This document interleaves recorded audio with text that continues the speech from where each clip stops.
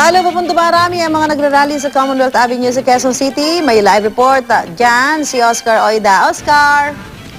Yan, Susan, sa mga sandali ito ay muli nadagdagan yung hanay ng mga ralista. Kani-kanina lamang ay nakita natin ng magmarcha muli dito.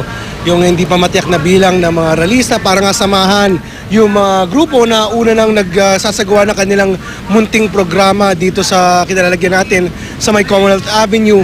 Malapit lang dyan sa barikada naman ng hanay na pulisya na nagbabantay, mahigpit na nagbabantay para nga hindi sila malagpasan nitong mga nagtitipon-tipon ditong realista.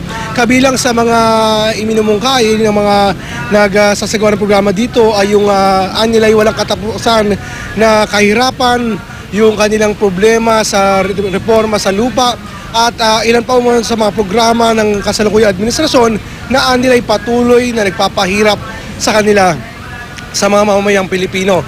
Inaasahan na mananatili dito yung mga realista hanggang mamaya sa mga sandali ito, Susan, ay hindi naman natin nakikita sila na nagpupumilit na makalampas dyan sa barikada na yan na gaya na nakita natin kanina ay halos parang imposibleng malagpasan. Susan? Maraming salamat, Oscar Oida.